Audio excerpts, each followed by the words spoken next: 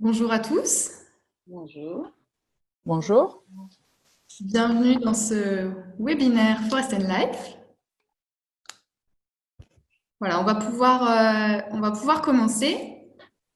Je suis ravie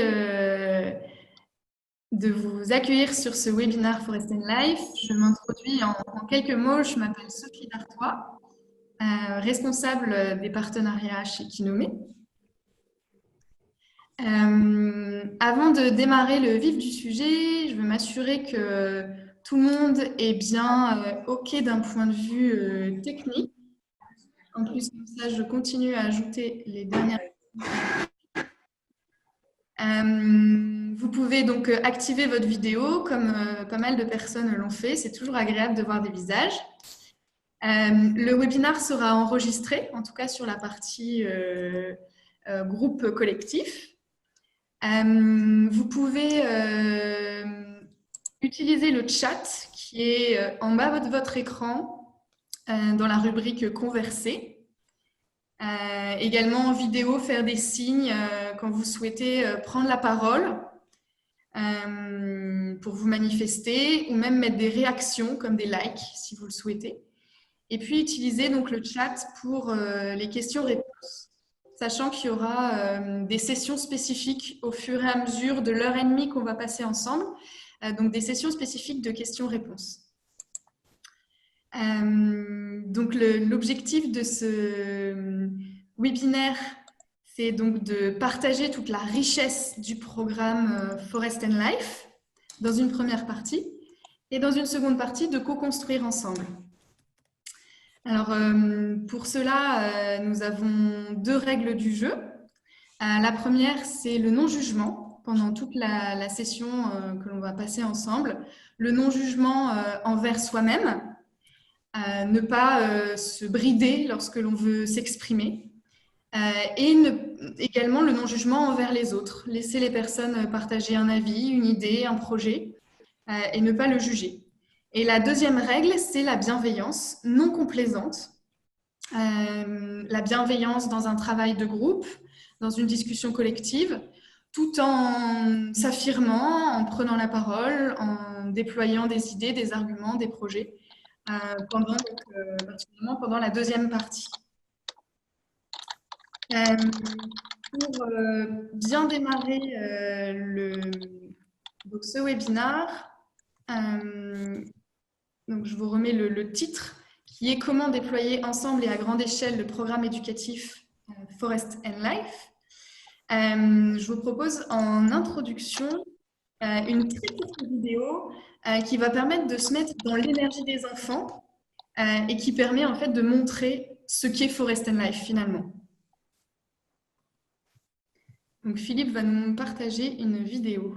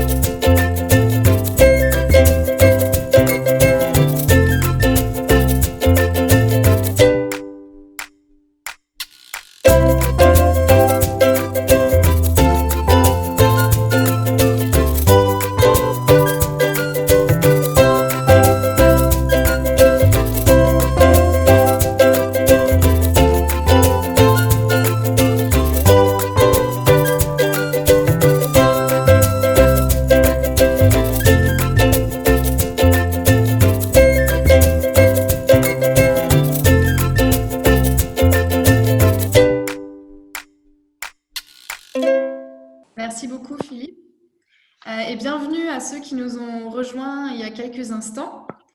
Donc pour introduire la session, on vient de voir une courte vidéo pour se mettre dans la belle énergie des enfants qui bénéficient du programme Forest and Life. C'est une plantation cet hiver à Armainvilliers. Et je vais laisser maintenant la parole à Nicolas, Nicolas Métro, qui est le président fondateur de Kinomé, qui a fondé Kinomé il y a 15 ans, qui est père de 5 filles et qui, après une vingtaine d'années à des postes de direction marketing ou commercial dans des grands groupes, a décidé de fonder Kinomé. Nicolas, je te laisse la parole. Merci Sophie. Bonjour à toutes et à tous. Vous m'entendez? Bonjour. Bonjour. Bonjour. C'est un plaisir de vous retrouver pour beaucoup que j'ai la chance de connaître et puis de vous découvrir pour les autres. Merci de nous rejoindre dans cette belle journée de printemps. Je vais vous dire quelques mots de Kinomé et puis de la genèse du programme Forest and Life. Donc Sophie l'a dit, j'ai eu le bonheur de fonder Kinomé il y a 15 ans presque. Kinomé, ça veut dire l'œil de l'arbre. Et l'œil de l'arbre, pourquoi? Parce que mon idée, c'était de m'inspirer du génie collectif et individuel de l'arbre pour en faire profiter les êtres humains et du coup, les aider à changer de comportement et même de regard sur eux-mêmes et sur les autres. La vocation de Kinomé, c'est ça, c'est d'améliorer la vie quotidienne de vous, de moi, de tout le monde, grâce aux arbres et à la nature en général, pour changer notre regard et notre comportement concret par rapport à la déforestation, par rapport au climat, par rapport à la biodiversité, par rapport à tout ça. Et notre vision, c'est un monde, ce que nous cherchons à créer avec vous, tous ensemble, c'est un monde où les enfants peuvent donner le meilleur d'eux-mêmes, déployer leur plein potentiel grâce notamment à la nature. Développer leur motricité fine, développer leur capacité à collaborer, développer leur émerveillement, développer leur confiance en eux parce qu'ils ont réussi à monter dans un arbre très haut, etc., etc. Et ça, évidemment, c'est pour les enfants d'abord, mais c'est aussi pour nous les adultes. Et c'est ça, je crois, dont nous avons besoin pour préserver la nature et l'environnement en général. Alors, comment faisons-nous ça? En mettant sous un même toit ou sous plein de toits des activités qui sont d'habitude pas faites par les mêmes personnes. Il va y avoir un petit micro à fermer. Merci. La première chose, c'est de mieux comprendre la nature et la forêt en particulier grâce à la recherche. Donc, par exemple, nous travaillons avec le muséum à mieux comprendre les interactions et les conflits qu'il y a entre les éléphants, les chimpanzés, les babouins et les êtres humains autour d'un parc en Ouganda. Et du coup, réduire ces conflits, notamment en plantant des cultures qui ne sont pas appétées, qui ne sont pas mangées par ces animaux et du coup qui ne créent pas du ressentiment, du braconnage et puis des problèmes de pollution, etc. dans l'autre sens. Voilà, donc là-dessus, on recherche ensemble et on cherche des solutions. Ensuite, une fois qu'on comprend mieux comment l'arbre et la nature peut nous aider, nous faisons du conseil. Pourquoi nous faisons du conseil? Parce que nous voulons influencer le plus haut possible dans les processus de décision, les stratégies aussi bien des pays, des gouvernements, des institutions, des Nations Unies, des agences de développement, des ONG et des entreprises aussi, par exemple sur la filière du cacao, parce qu'on sait que du cacao, tout le monde en veut maintenant, mais ce n'est pas sûr qu'il y en aura dans 5 ou 10 ans, tellement il y a de déforestation, tellement il y a de pauvreté, de travail des enfants, par exemple. Et c'est un vrai problème encore qui sont associés pour l'instant. Donc il y a besoin de changer la façon de le cultiver et de le produire. Et ça, c'est aussi vrai pour les gouvernements que pour les entreprises, que pour les coopératives et tous les groupes d'êtres humains. Et puis, une fois qu'on a influencé, on met en application par des projets de terrain, beaucoup en Afrique, Kinomé travaille depuis le début, depuis 2005, en Afrique, en Amérique latine, et puis ici en France, on va y venir dans 2 secondes. Et enfin, quand tout ça, ça fonctionne, notre idée, c'est de le partager au plus grand nombre, comme nous le faisons ce matin, et en particulier en commençant par les enfants. Parce que notre idée et notre vocation, ce n'est pas tant de planter des arbres que de planter des graines dans le cœur des êtres humains et avec des bonnes raisons de les faire pousser parce que ça les aide dans leur vie quotidienne. Et pour ça, il y a besoin d'éducation pour changer les comportements à grande échelle. Et c'est comme ça, en faisant tout ça avec plein de partenaires, qui nous met à une centaine de partenaires, qu'on a réussi en moins de 15 ans, ou presque 15 ans, à changer concrètement, de façon documentée, la vie de plus d'1 100 000 personnes dans une trentaine de pays. Alors, Éducation, j'en parlais il y a 2 secondes. 2010, début 2010, Philippe Vincent, que vous allez entendre très prochainement, tout à l'heure, dans quelques minutes, qui était à l'époque conseiller développement durable de l'Académie des Landes, nous appelle un matin et nous dit, voilà, vous êtes au courant, bien sûr, il y a eu cette tempête énorme, la tempête Klaus, il y a quelques jours, fin 99, décembre 99, qui a mis par terre presque la moitié de la forêt des Landes. Moi, je suis dans les Landes, à Mont-de-Marsan, et déjà, les gens se mettent en route et les enfants vont aller replanter leur forêt. Tout le monde dans les Landes travaille dans la filière bois ou son voisin travaille dans la filière bois et tout le monde voit ce paysage de désolation et veut faire quelque chose. Mais moi, pour citer Philippe, je veux le faire avec les enfants, mais aussi avec les enfants des autres pays du monde et du Sud en particulier, dont les forêts vont parfois encore plus mal que les nôtres et qui en sont tout aussi, voire encore plus dépendants. Et donc, j'aimerais faire quelque chose en solidarité. Et donc là, eh ben, Pascal et moi, Pascal, vous allez l'entendre dans 2 minutes, et qui est responsable du programme, on lui dit oui.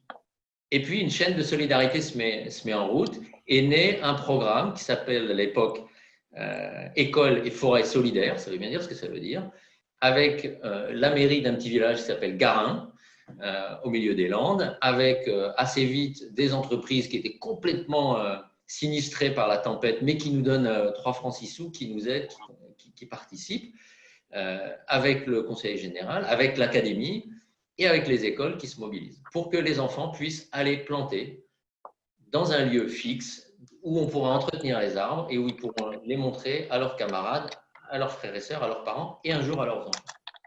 Et ça démarre. Et puis ça fait boule de neige. Pascal va vous expliquer comment ça marche, Philippe vous parlera du contenu pédagogique et on commence à dupliquer le projet ailleurs en France où il y avait des forêts qui avaient été sinistrées par les incendies, par des pollutions, par des tempêtes aussi. Toujours avec une équation, un arbre pour moi, vous l'avez vu dans la petite vidéo, mais bon, le son n'était pas très bon, mais un arbre pour moi, petit landais, 2 arbres pour toi. On a commencé au Sénégal, puis au Pérou, puis au Togo, donc petit Togolais par exemple, 3 arbres pour la planète. Parce que ici et là-bas, c'est notre conviction chez Kinomé, ici et là-bas, tout est lié. Et puis ça, ça continue. Et puis aujourd'hui, 10 ans plus tard, on fait les comptes et on s'aperçoit que 25 000 enfants sont allés planter 100 000 arbres, 350 classes à peu près, hein, dans 6 régions françaises et 4 pays du Sud. Et puis, ils ont pris conscience de la valeur et de l'importance de la forêt. Ils ont compris que les vers de terre, ce n'était pas méchant, mais au contraire, c'était les ingénieurs de la vie terrestre. Ils ont compris qu'en fait, on peut, quand on est un enfant, déjà agir pour sa communauté. Ils ont compris qu'on peut agir dans le temps long et faire des choses dont on ne verra même pas complètement le résultat. Et qu'on peut en plus le faire en solidarité avec les copains des Suds. Et qu'on peut, Philippe vous l'expliquera, échanger et s'enrichir les uns les autres. Et donc, c'est incroyable et j'en profite vraiment, et certains sont là aujourd'hui. Merci à tous ceux qui nous ont aidés à créer ce petit miracle, que ce soit les fondations, je pense à la Fondation Léa Nature, à la SNCF, à plein d'autres, et puis à l'Éducation nationale, avec Philippe qui représente le réseau Canopé, des ateliers Canopé, avec Living School, qui était la première école qu'on a, même encore avant ça, emmené planter des arbres il y a plus de 12 ans, et puis plein d'autres. Voilà. L'ONF, qui aujourd'hui nous amène des lieux où non seulement on va pouvoir réparer des forêts, mais en plus où elles vont être entretenues et amenées jusqu'à maturité. Voilà. Un ensemble de partenaires qui se sont assez naturellement, assez spontanément mis ensemble. 25 000 enfants, 100 000 arbres, c'est bien. On a reçu il y a quelques semaines le haut patronage d'Emmanuel Macron, président de la République, donc en reconnaissance de ce beau travail. Et ça nous encourage. Et surtout, ça nous donne envie d'aller plus loin. Notre rêve, mon rêve, et celui de Pascal, de Philippe et de tout le monde chez Kinomé, c'est en fait qu'un jour, tous les enfants de France, et pas que, rentrent en 6e en ayant au moins planté un arbre et en étant allés en forêt. Qu'ils sachent que c'est la différence entre un arbre de ville, un arbre de forêt. Les deux sont importants, mais qu'ils soient au moins allés une fois en forêt et qu'ils aient au moins planté un arbre. C'est possible. Ça représente entre x100 et x500 par rapport à aujourd'hui. Donc, c'est un énorme saut, mais ce n'est pas impossible. En termes de moyens, on a les surfaces, les moyens financiers sont mobilisables, mais par contre, ça va demander de changer de système. On ne va pas pouvoir prendre une forêt par une forêt, il va falloir être plus systématique, aller beaucoup plus travailler, on en parlera tout à l'heure, on travaillera là-dessus avec les territoires et avec un certain nombre de partenaires qui aujourd'hui sont déjà là, puis d'autres qui ne sont pas encore là. Et donc, on a besoin de... Et vous allez y prendre plaisir. Et puis, il y a une deuxième chose qu'on veut faire aussi. Donc ça, c'est l'élargissement horizontal, mais aussi l'élargissement vertical. C'est-à-dire aussi permettre aux enfants du secondaire de faire la même chose, mais de façon différente, de façon plus autonome, en portant leur propre projet, plutôt qu'en participant à un projet qui a déjà été préparé pour eux, ce qui est nécessaire pour un enfant du primaire. Voilà, c'est tout ça que nous allons discuter maintenant. Sans plus tarder, je passe la parole à Pascal qui va vous parler, je crois dans une vidéo dans un premier temps, du contenu concret, que vous compreniez de quoi il retourne, qu'est-ce qu'il y a, et que vous découvriez toute la richesse de ce programme Forest and Life. Exactement. Merci beaucoup, Nicolas. Pour introduire donc la suite, on va passer 2 vidéos. Une première vidéo donc, par Pascal sur les grandes étapes de Forest and Life, et puis une vidéo de Philippe sur le contenu pédagogique, voir un petit peu plus précisément quel est le contenu pédagogique de ce programme. Si vous avez d'ores et déjà des questions, n'hésitez pas à les poser sur le chat. Ou alors, après la vidéo de Pascal, on aura une première session d'échange. Pascal, elle est nommée depuis 2013, une des premières salariées de Kinomé, mère de 3 enfants, qui a travaillé pendant plusieurs années au développement de projets dans la recherche, déployé l'activité de recherche, et qui a pris, grâce à Forest and Life, en fait, la responsabilité de l'activité d'éducation chez Kinomé. Parce qu'elle a envie de déployer vraiment à grande échelle ce projet et qui est devenu un programme depuis. Donc de la même manière, je laisse la parole la main à Philippe. Philippe nous montrer une vidéo.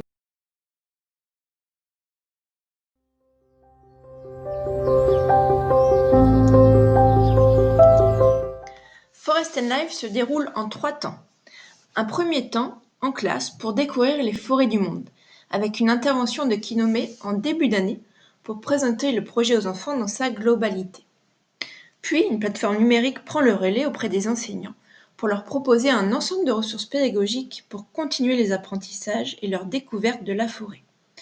Nous proposons 5 thématiques de travail, qui sont les suivantes: la forêt comme milieu naturel, la forêt comme milieu écologique, les métiers de la forêt et le développement durable, et enfin les forêts du monde et la solidarité internationale.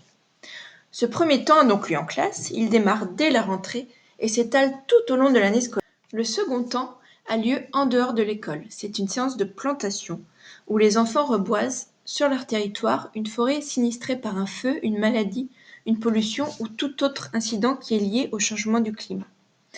Donc c'est le moment où les enfants peuvent mettre les mains dans la terre et donner la vie.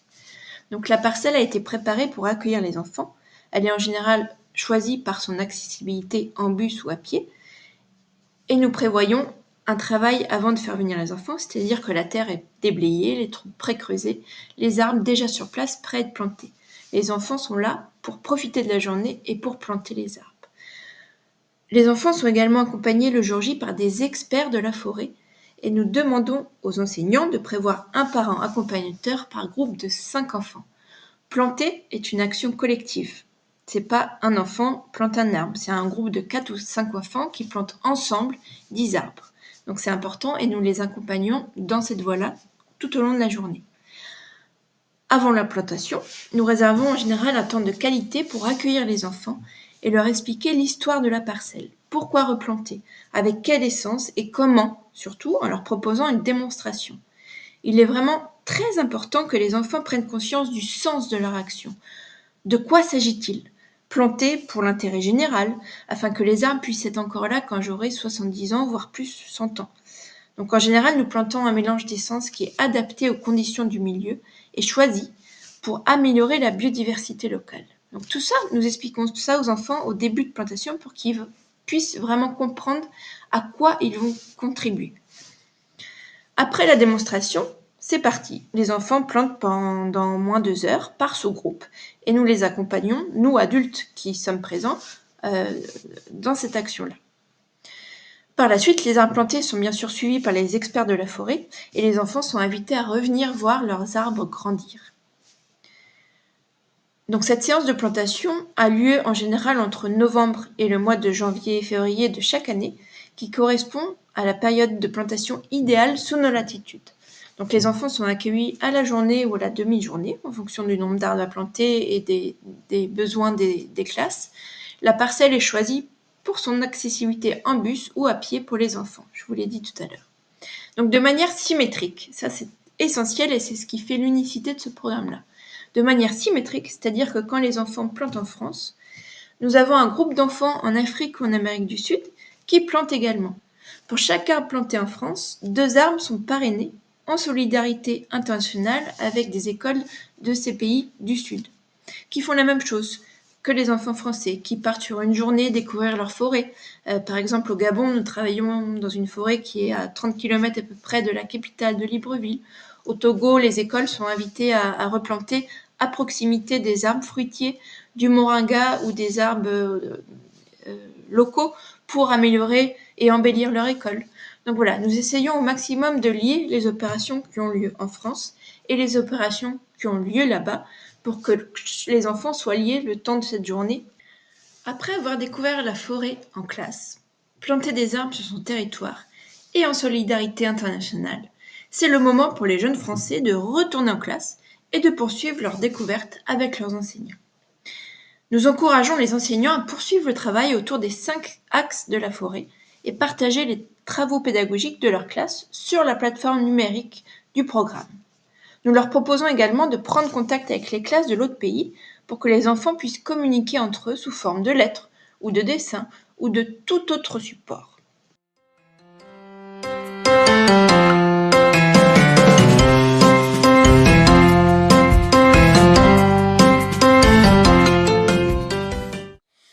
Colline et Anaïs m'avaient posé 2 questions.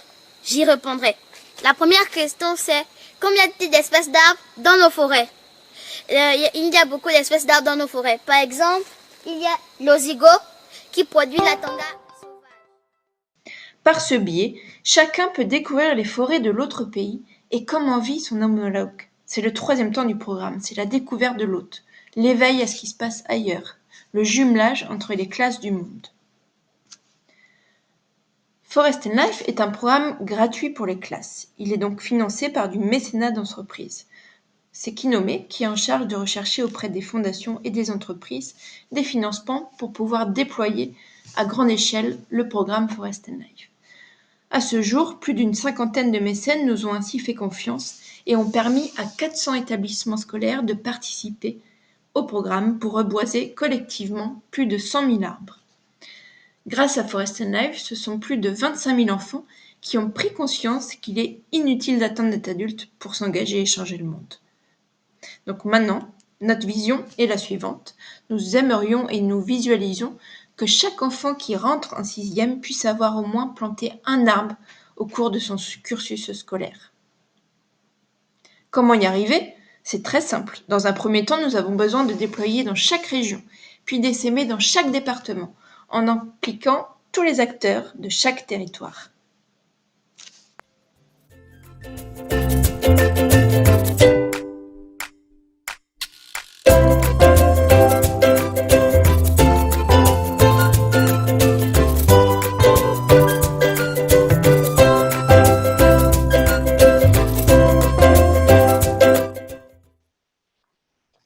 Merci beaucoup.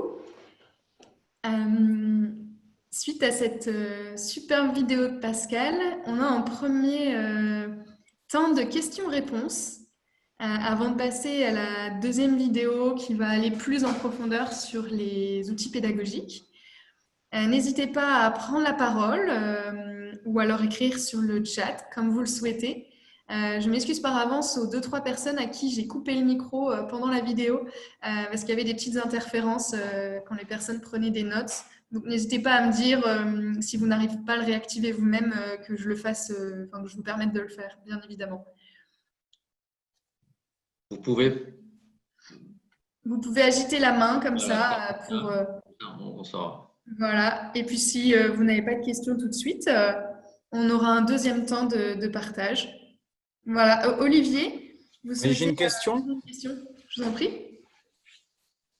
J'ai compris que on est sur une pratique d'essaimage du programme. Donc, si on veut l'implanter dans une nouvelle localité, vous dites que le programme est gratuit, mais en fait, rien n'est gratuit, il est financé par des partenaires. Donc, comment ça marche ça? C'est-à-dire, il faut qu'on trouve les partenaires et ensuite on peut appliquer le programme, ou c'est vous qui avez les partenaires en amont? Et puis, plus précisément, ça coûte combien, quoi? C'est-à-dire que si je veux implanter ça sur une école, il faut réunir quelle somme pour faire fonctionner ce programme? Alors, je vais peut-être répondre sur le principe. En fait, Pascal a expliqué dans la vidéo, notre objectif, c'est que le programme, et c'est la réalité pour les 400 classes qui ont été plantées en forêt, aucune n'a payé quoi que ce soit. Donc, l'objectif et la réalité, c'est que c'est gratuit pour les élèves, pour les enseignants et pour l'école. Après, effectivement, il y a un coût.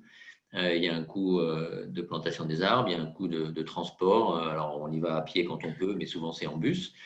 Donc, il y a un coût pour ces bus, il y a un coût du travail de Kinomé, de recherche, etc., etc. Et donc, c'est financé par des programmes soit de mécénat, soit de RSE, d'entreprise. Voilà. Et du coup, ça peut être la réponse à votre première question, c'est que ça peut être soit Kinomé qui vient en disant tiens, on a trouvé un partenaire, soit une école ou quiconque d'entre vous d'ailleurs qui peut dire moi ça m'intéresse dans ma région par exemple, une entreprise, une mairie, une région, des bonnes volontés, quelles qu'elles soient, qui disent nous en fait on a envie de financer ça, par contre on n'a pas l'ingénierie, on n'a pas les lieux, les forêts, et puis on n'a pas évidemment les relations avec les pays du Sud. Donc, est-ce que vous pouvez nous aider à le faire? Donc, le financement, il est en amont. Alors, évidemment, à un instant T, on peut pas. Enfin, on a une somme d'argent chaque année qu'on va allouer à un certain nombre de forêts.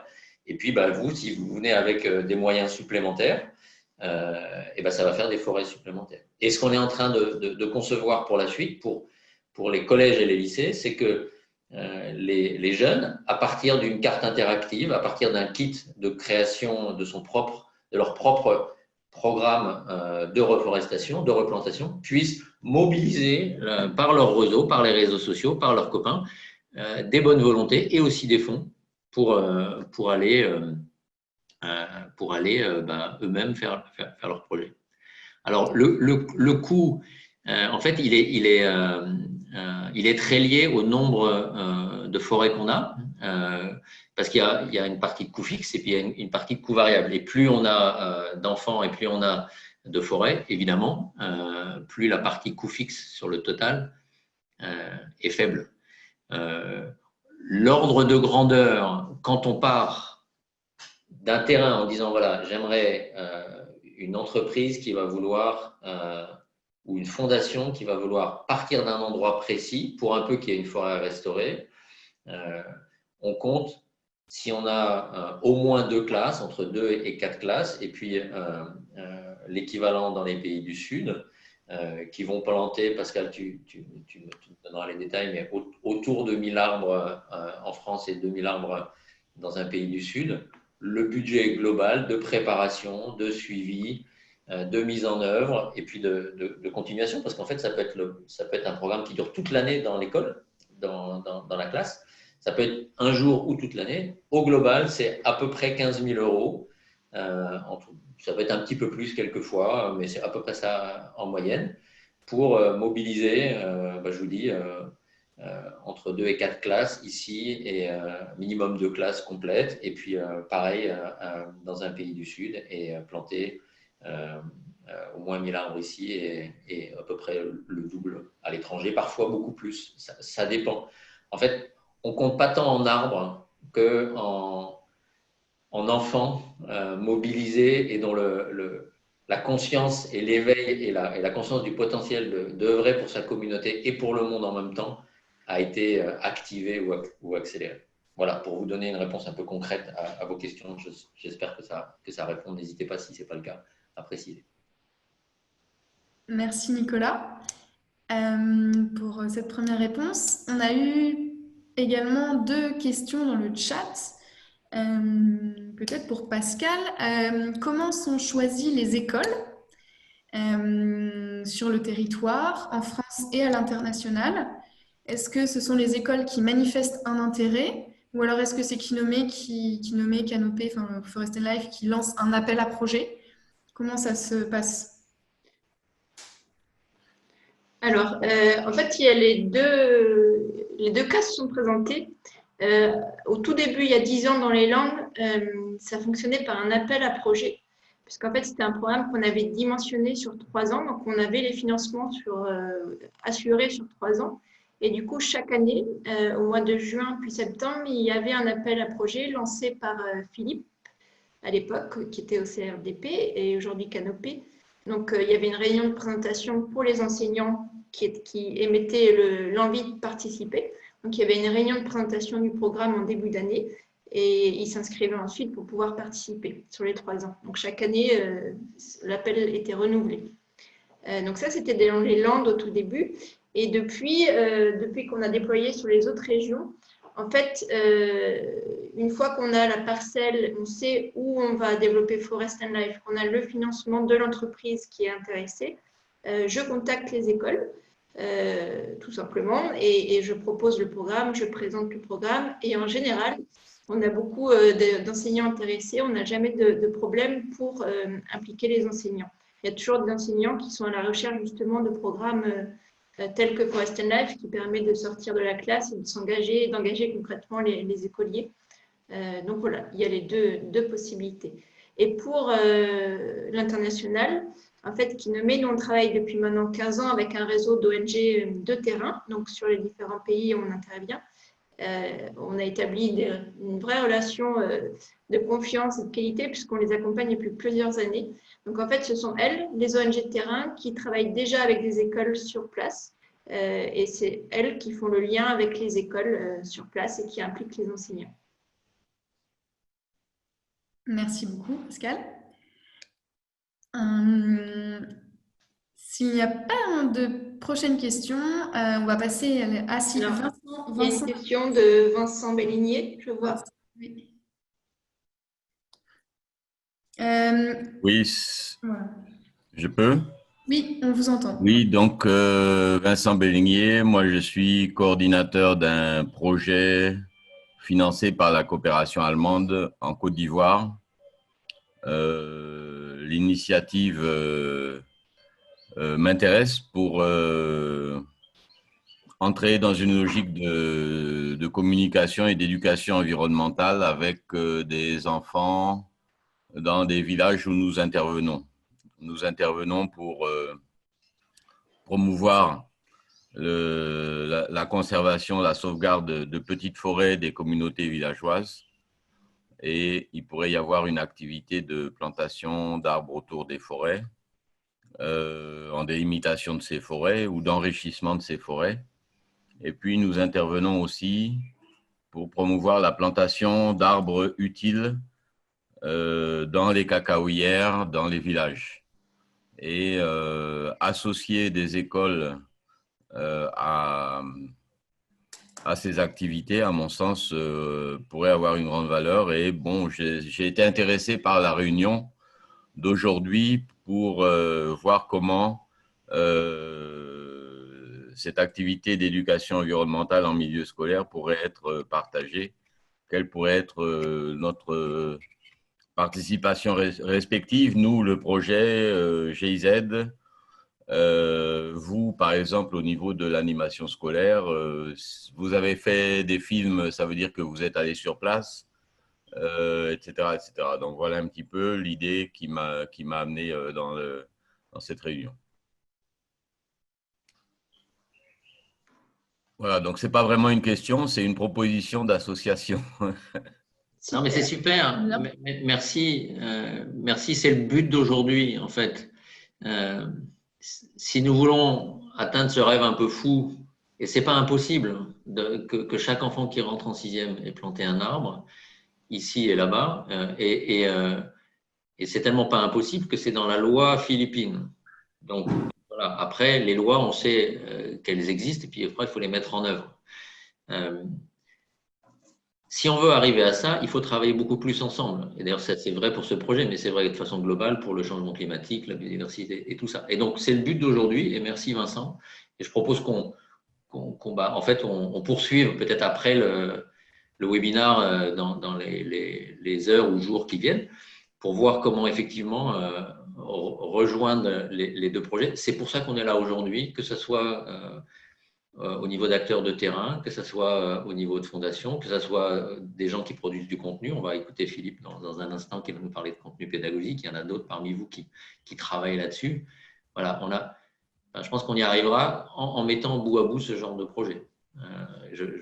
Par exemple, je cite cet autre exemple. On a tous en tête qu'on a une image de l'Afrique qui est très rurale, et là vous intervenez, c'est le cas, et c'est super, et il faut protéger cette ruralité.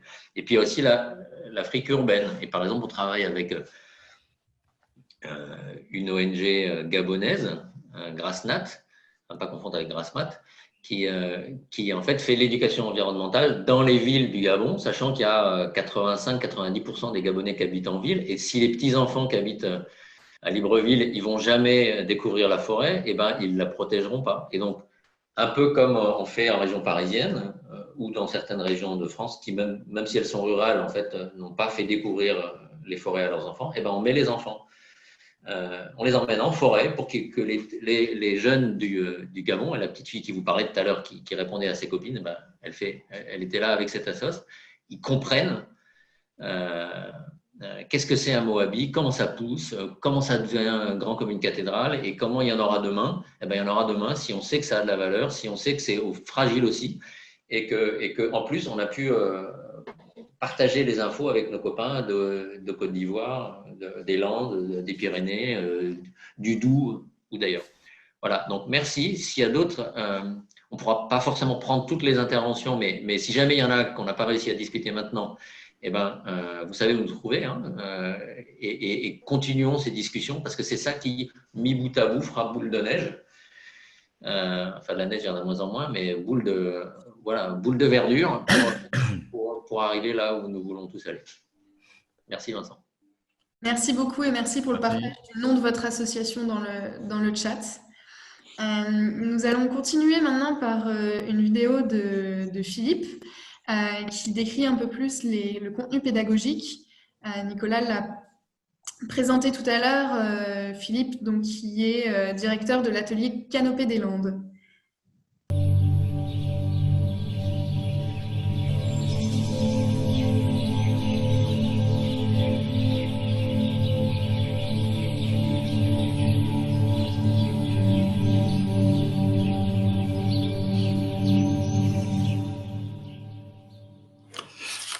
En tant que directeur de l'atelier Canopée des Landes, je suis amené à accompagner des projets régulièrement. Le projet Forest and Life est un projet très particulier auquel j'accorde beaucoup d'importance parce que c'est un projet qui développe des valeurs et une éthique. Les 10 prochaines années seront essentielles pour nos enfants et pour nous-mêmes. Elles s'annoncent cruciales. On est dans un contexte d'effondrement de la biodiversité qui est avéré. On constate les effets du changement climatique et les crises sanitaires. On voit bien qu'elles risquent de se multiplier. Donc cette transition vers un monde plus sécurisé et vivable, hein, tout simplement, c'est maintenant que cela se joue. Nous préparons les enfants qui vivront et feront le monde de demain. Un enfant qui a 10 ans actuellement aura mon âge en 2070. Et notre école doit préparer les enfants à ce monde à venir. Or, nous avons un fonctionnement hérité d'une tradition scolaire qui fait que l'école fonctionne avec un temps cloisonné, un lieu, un groupe classe et des disciplines bien segmentées. Or, nous assistons à une évolution du savoir comme jamais elle n'a été envisagée, avec l'accumulation, la circulation, l'accessibilité des savoirs, la vitesse de diffusion, les progrès de la connaissance extrêmement rapides, et un monde technologique qui pose très différemment la question des apprentissages, de la relation aux autres, de la façon d'agir de chacun. L'enjeu pour nous, c'est de placer donc l'éducation au développement dans une évolution des pédagogies de l'environnement, héritée d'une tradition naturaliste de l'école. Donc la mise en place des co-délégués dans les établissements, la diffusion des kits par l'ONG Good Planet qui décline les objectifs de développement durable de l'UNESCO vont dans ce sens-là et suppose une pédagogie différente de celle que nous avons connue. Le projet pédagogique de Forest and Life présente différentes phases pédagogiques. La première étant la place donnée à l'action. On apprend par l'expérience. L'engagement des élèves est un point essentiel. C'est le point de départ de toute éducation. C'est parce que l'on fait que l'on apprend. Et c'est parce que l'on observe, que l'on questionne, que l'on investigue, que l'enfant peut raisonner, déduire et construire son savoir.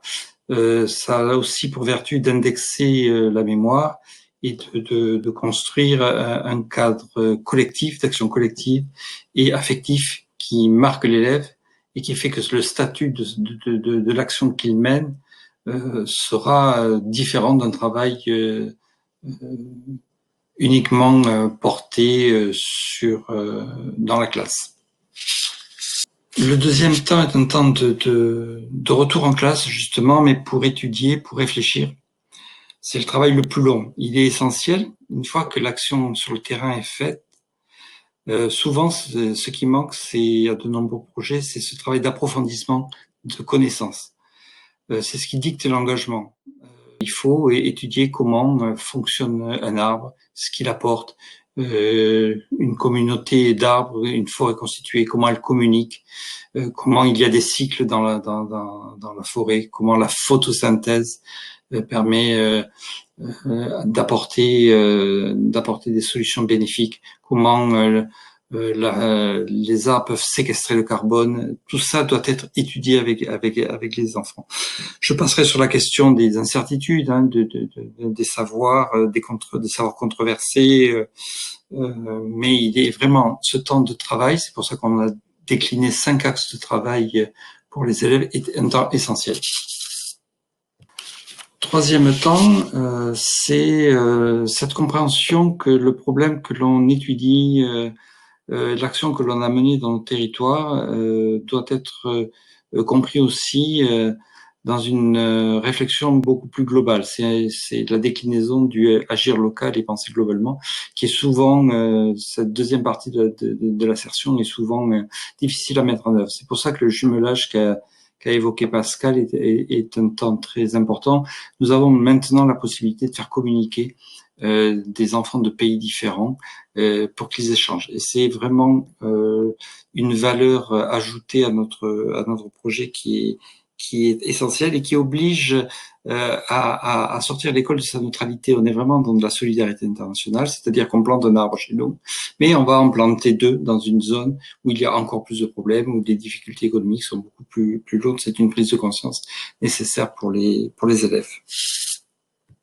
Le dernier temps que nous avons souhaité mettre en place dans ce projet est un temps de formalisation du travail. Et formalisation sous forme numérique. D'abord parce que Réseau Canopé est un opérateur du numérique éducatif, mais aussi parce que ça nous permettait de rendre compte du travail effectué et de clôturer le projet. J'ai insisté pour que, après ce travail d'étude, il y ait un rendu numérique de ce travail, et on a été très très agréablement surpris par la qualité des productions produites par les élèves. Donc sur la plateforme numérique, vous allez retrouver des travaux des élèves.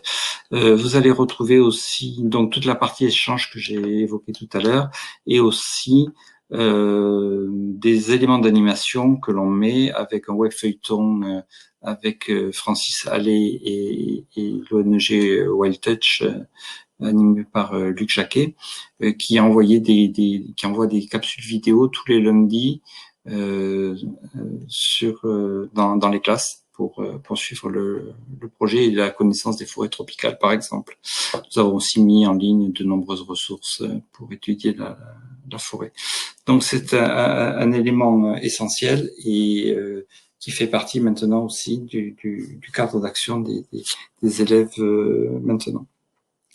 Voilà, résumer très très rapidement ce qui sont les différentes étapes pédagogiques de ce projet.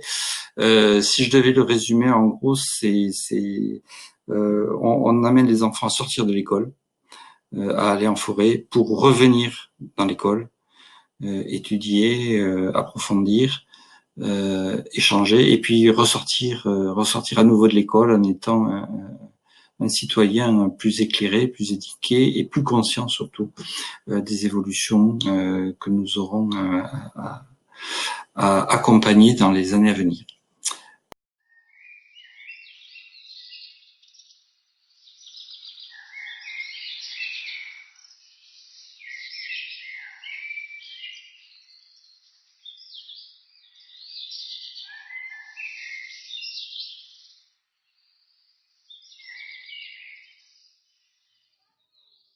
Quelle belle conclusion. Merci Philippe pour cette super vidéo qui décrit tous les aspects très complémentaires du programme pédagogique. En préparant cet atelier, moi pour ma part, j'ai même appris des choses sur tout ce que ça apporte aux enfants et vraiment des aspects différents de ce projet pour les classes en France comme en Afrique ou en Amérique latine. Avant de démarrer la deuxième partie de notre webinaire, également une petite réaction, des questions qui vous viennent. Alors, nous avons une question de Isis. Pouvez-vous nous donner un peu plus de détails sur le fonctionnement de la plateforme? Il s'agit d'une plateforme collaborative alimentée par les enseignants, les enfants. Oui, absolument. C'est une plateforme collaborative. Alors, soit les enseignants peuvent alimenter eux-mêmes, on leur donne les codes d'accès. En fait, c'est un ENT. Donc, ils ont un espace à leur disposition dans lequel ils peuvent déposer leurs travaux et ensuite les publier. Donc, ce qui demande un accompagnement un petit peu lourd. Voilà, il faut les accompagner dans la maîtrise de l'outil. Soit ils nous remettent les documents et on les met en ligne en suivant leurs préconisations. Mais les deux formules sont possibles. Je me permets d'intervenir. Je ne sais pas, Sophie, si j'en ai le droit. Je vous en prie. Bonjour à tous. Et merci, monsieur Vincent, pour votre travail. Alors moi, je suis enseignant dans les Landes, à Mugron. Voilà. Donc, je connais monsieur Vincent de vue. Ce n'est pas dans ce cadre que j'interviens aujourd'hui. Je suis aussi le cofondateur d'un réseau qui s'appelle Prof en Transition et qui relie parfaitement, je pense, tout ce qui a été dit jusque-là. Prof en Transition, aujourd'hui, c'est un réseau d'enseignants, acteurs de l'éducation francophone. Et sur les réseaux sociaux, notamment Facebook, on est plus de 22 000 réunis en 18 mois. Preuve que tout ce qu'on dit depuis tout à l'heure est vrai. Il y a un vrai engagement des enseignants du point de vue de la transition écologique. Plus largement, il y a aussi le domaine des énergies, du climat, des déchets qui nous animent beaucoup. Et je suis venu vous voir aujourd'hui parce qu'on porte une initiative qui s'appelle Arborécole et qui a pour objectif de mettre en valeur sur les réseaux sociaux, finalement, ce qui est un peu notre fief. Et c'est là où c'est intéressant puisqu'on va croiser nos approches pour mettre en valeur Kinomé et le travail mis en œuvre par Canopé. J'avais une petite question concernant l'âge des élèves qui n'a pas été évoqué. J'ai cru comprendre qu'il y avait une préparation des terrains pour que les élèves puissent accéder facilement. Et également, géographiquement, savoir si on pouvait impliquer nos amis belges et suisses puisque sur Prof en transition, le réseau est francophone. On a énormément de collègues en Belgique et en Suisse qui nous suivent. Merci. Alors, je vais répondre pour la partie âge des élèves et puis sur le réseau Prof en transition. Je vais vous proposer une réunion à Saint-Perdon, comme ça fera 10 km chacun. Ouais, c'est pas mal.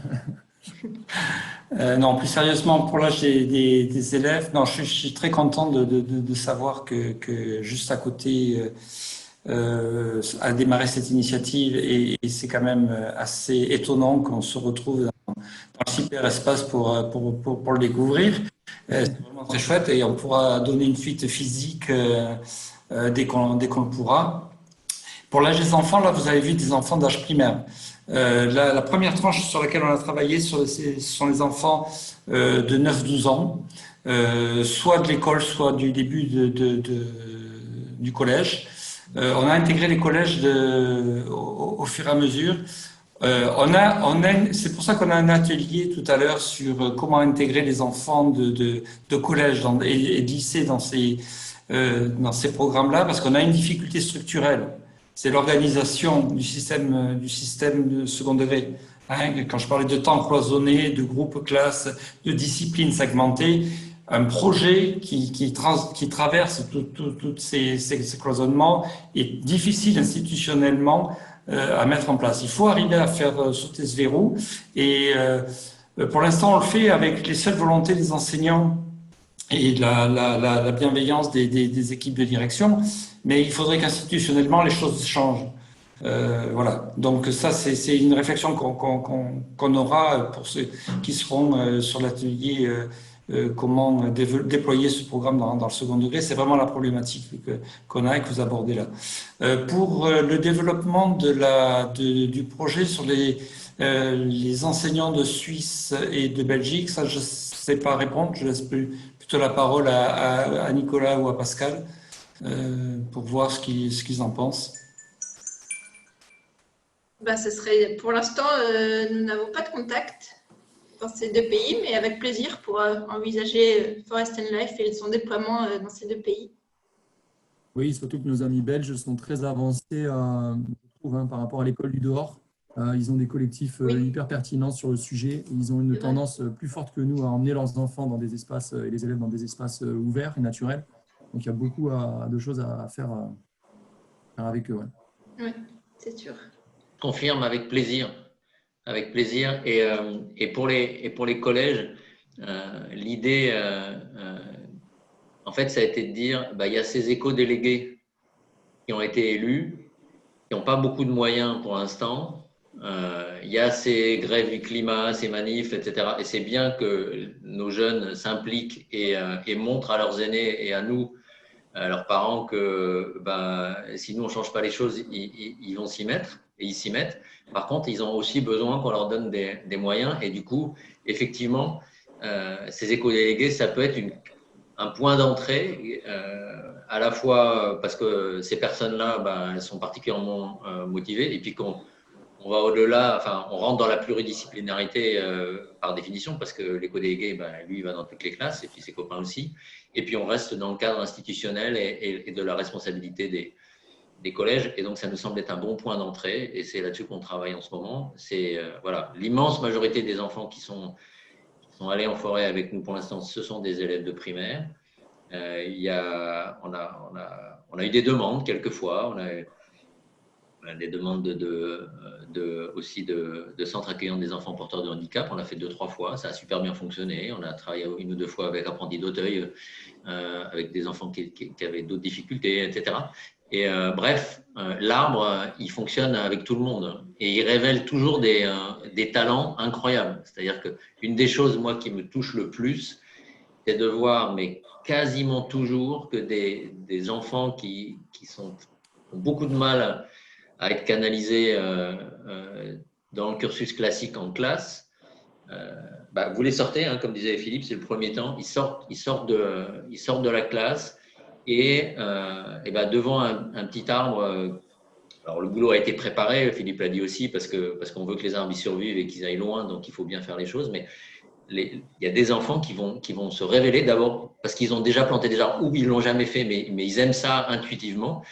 Et alors qu'on en a prévu un ou deux, ils vont en être encore quand le bus est quasiment reparti au 10e ou au 11e à le faire magnifiquement bien. Et il y a des vocations qui naissent et qui sont inattendues très souvent. Et ça, c'est la plus belle des récompenses que et les instituteurs, institutrices, enseignants et nous puissions avoir.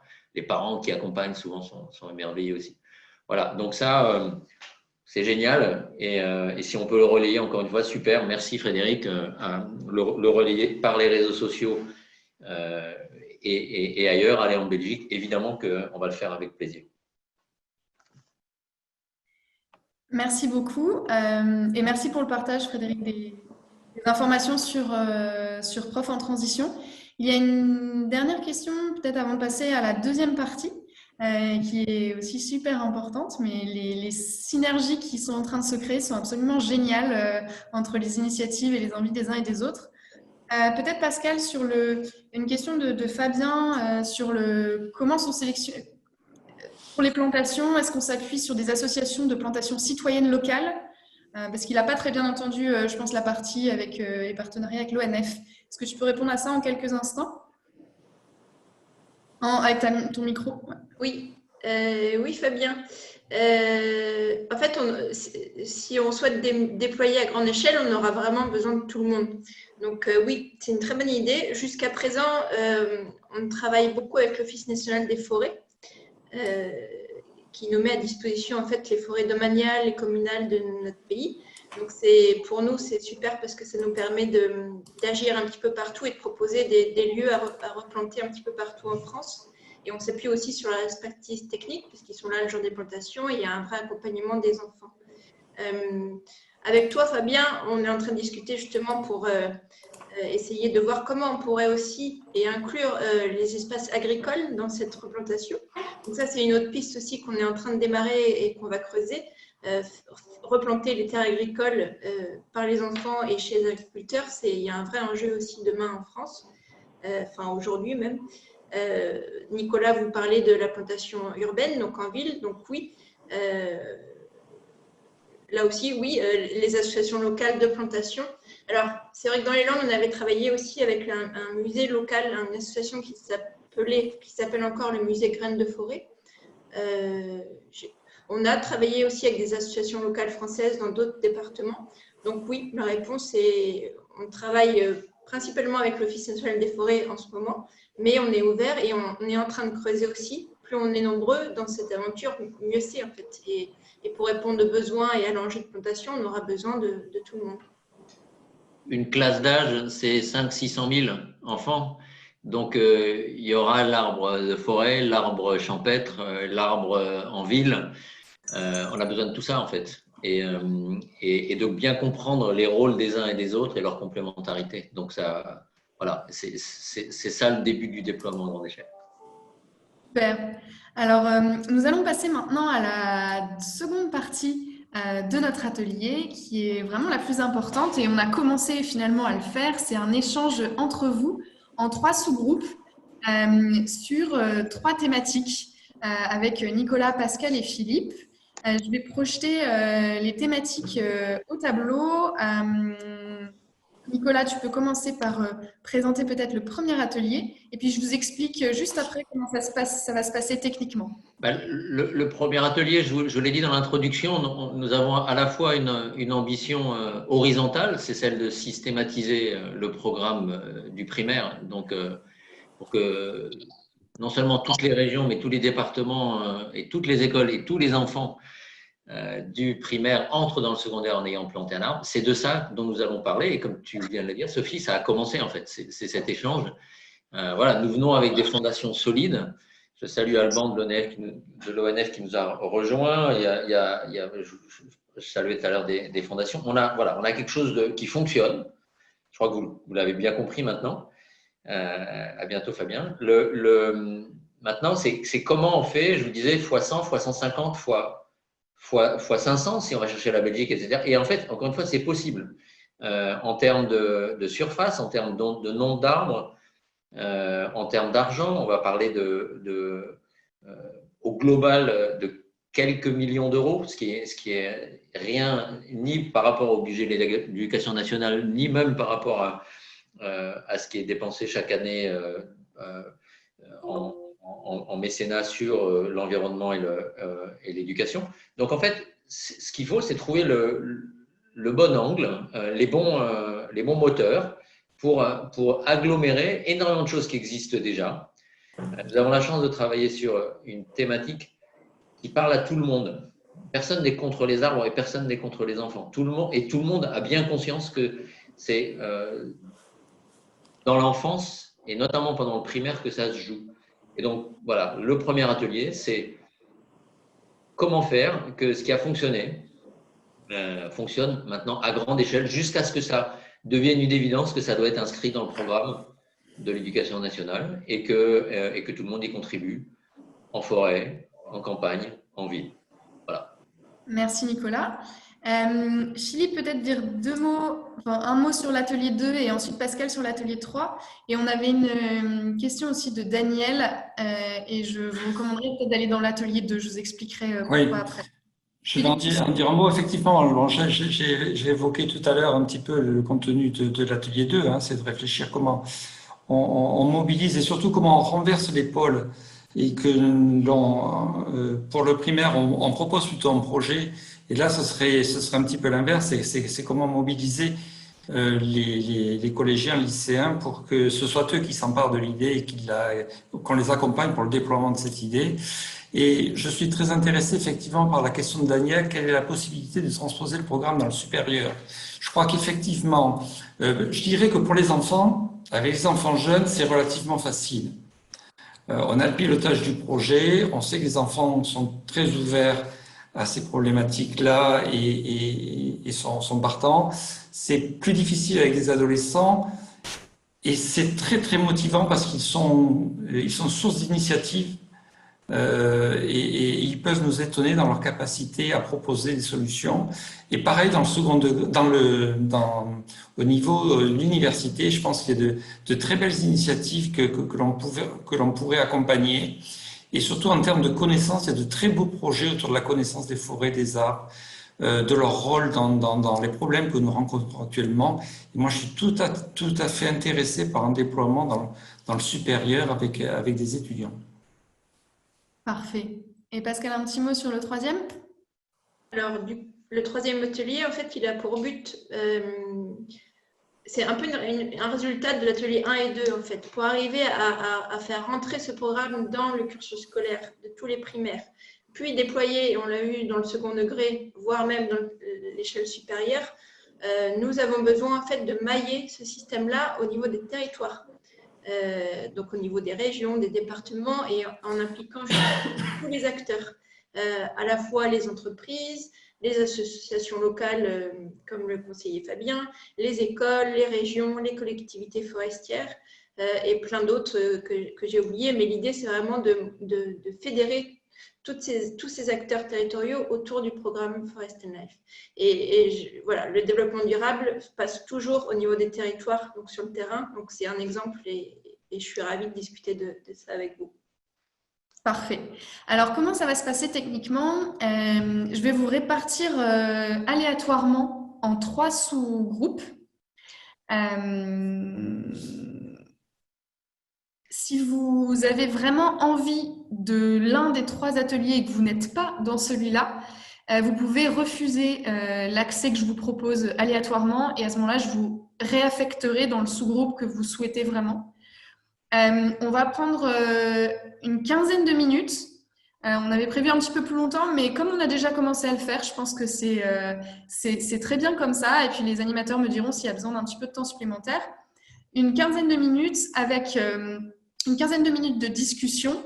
La première partie, c'est vraiment un tour de vidéo très rapide en 2 mots, qui vous êtes et ce qui vous touche dans Forest and Life. Chacun. Désigner un rapporteur et quelqu'un qui surveille le temps. Et ensuite, prendre 10 minutes de discussion en fait, sur des idées, des exemples, des projets, des retours d'expérience pour structurer des pistes et comme je disais, on a déjà commencé à le faire, structurer des pistes qui seront ensuite restituées au groupe quand on reviendra en salle plénière. Voilà. Donc, sauf si vous avez des questions, et bien sûr, l'animateur sera là pour vous aiguiller et pour vous aider à structurer les pistes de réflexion et les projets. Si vous avez des questions techniques, je pourrais y répondre soit dans le chat, soit rester là. Donc là, je vais procéder à la répartition aléatoire sur les sous-groupes. Et j'ai bien noté, Daniel, pour d'être dans le numéro 3. Eh bien, à tout à l'heure. Je vous enverrai un petit message pour vous dire qu'il vous reste quelques instants avant de revenir en groupe entier. Bon travail.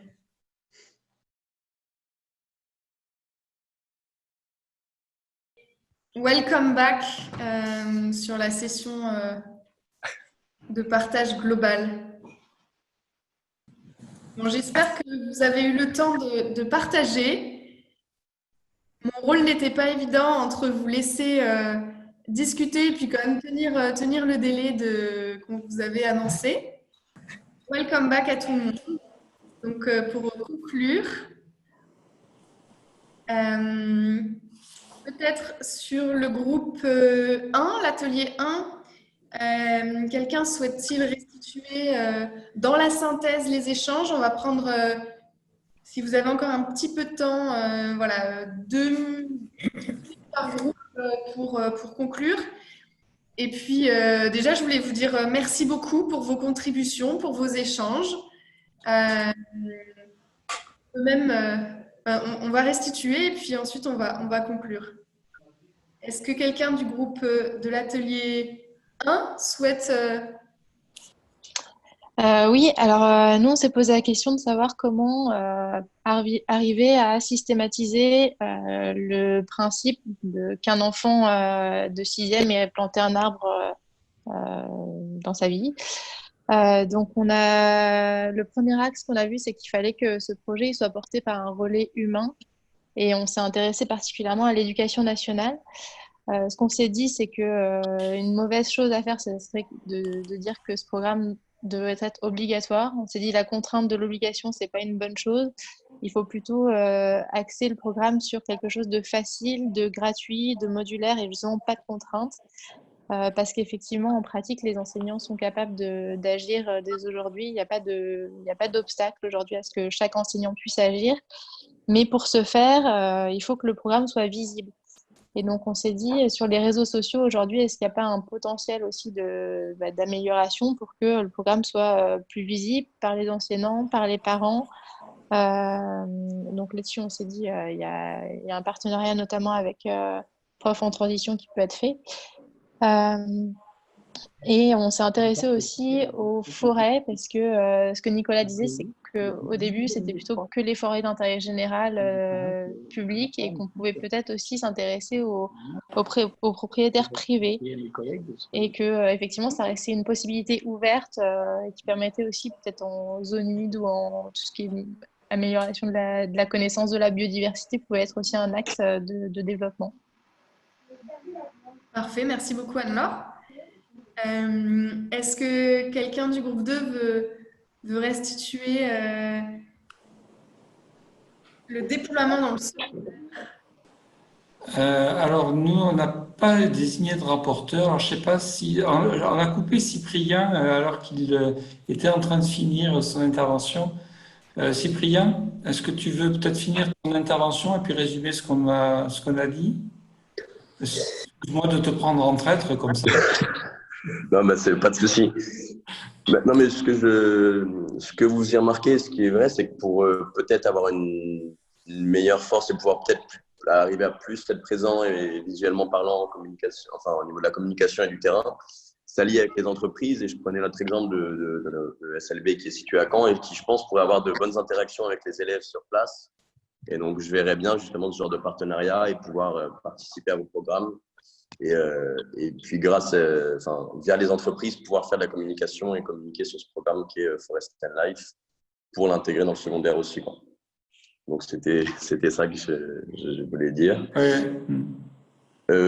Concernant notre discussion, on a vu qu'il y avait l'aspect financier qui était important pour pouvoir développer un tel projet au niveau du secondaire.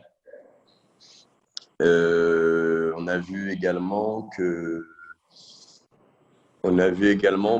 comment, enfin, disons, de quelle manière on pouvait toucher le gouvernement. Donc, est-ce qu'il fallait aller contacter quel ministère, pouvoir faire ça à grande échelle via les ministères, à savoir qu'on avait déjà, enfin, que Kinome a déjà le soutien de Macron, enfin, le haut patronage de Macron. Mais voilà, à quel niveau on peut arriver à communiquer à grande échelle, et c'était la question globalement. Je ne sais pas si j'ai arrivé à… Très bien. Merci beaucoup, Cyprien, de vous être prêté à l'exercice. C'est très clair. Ça reste... Quelqu'un du groupe 3 ? Alors oui, du coup, ça sera moi. Alors, il y a eu beaucoup d'idées et de partages intéressants pour arriver à ancrer le programme sur un territoire en mobilisant vraiment tous les acteurs. L'idée pour Kinome d'avoir un agrément aussi au niveau de l'éducation nationale, je rebondis sur ce que disait Cyprien, sur comment, voilà, et puis sur l'atelier 1, ne pas rendre obligatoire, mais voilà, donner envie et surtout faciliter en fait le déploiement, donc en ayant un agrément sur 5 ans, pour pouvoir toucher plusieurs classes et de tout niveau. On a aussi discuté de la coopération décentralisée qui permettait de faire des liens au niveau des régions qui sont déjà en lien avec des pays africains ou sur d'autres continents, mais voilà, essayer, tant qu'à faire, de valoriser tout ce qui existe déjà au niveau des régions. Le témoignage de Claire aussi qui travaille pour la région Normandie, voilà, eux, au niveau de la région Normandie, ils voyaient en Forest Life l'occasion de déployer plusieurs établissements en même temps à l'échelle d'une région. Donc, c'est s'appuyer sur ce qui est déjà fait. On a une première idée de partenariat franco-allemand qui est née, replanté en Allemagne et avec la France et pour lier en Côte d'Ivoire. Donc, ça, c'est génial. Voilà un premier exemple qui est né pendant cet atelier. L'envie aussi de certains d'intégrer des organismes comme les PNR et les espaces. Alors, je ne sais plus comment ils s'appellent, enfin, les espaces de conservation, les musées, je ne sais plus, enfin, voilà, ceux qui travaillent pour la protection et la conservation, les organismes français, comme on l'avait fait dans les Landes avec le PNR des Landes, en plus de la forêt gérée par l'ONF et en plus, comme ça a été émis, la forêt privée. Est-ce que j'oublie l'envie reconfirmée à 3-4 reprises de travailler avec les supérieurs, donc d'intégrer de toucher ces jeunes pour leur donner envie et faire aimer la forêt. Et enfin, ce qui est important aussi, c'est d'attribuer un aspect visuel et esthétique aux plantations pour pouvoir déployer des forêts, que ce soit dans des arbres sur milieu forestier, agricole ou en ville. Il y a besoin aussi de cet aspect esthétique, d'art plastique à attribuer aux plantations. Voilà très brièvement le résumé de ces 30 minutes passées ensemble dans l'atelier 3. Génial. Eh ben, merci beaucoup. Moi, j'ai envie de vous applaudir, de nous applaudir pour ces belles contributions. Tout ce qui a été créé aujourd'hui, les synergies qui voient déjà le jour, les bonnes idées. Elles sont à construire, évidemment. Mais déjà, nous applaudir pour ce qui a été fait aujourd'hui ensemble.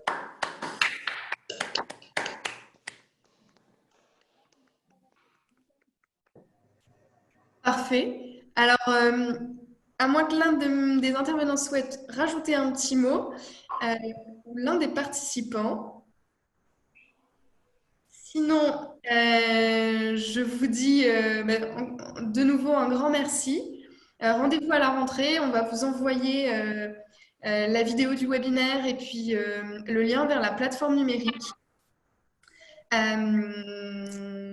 On reviendra vers vous pour la suite à donner de vos contributions et de vos envies de contribuer qui ont été abordées en première partie d'atelier, puis ensuite en sous-groupe. Et puis un petit devoir de vacances, si je puis dire. Bel été et allez vous balader en forêt. Merci beaucoup. Merci à tous. Merci, au revoir. Au revoir, merci. Merci, au revoir. Merci.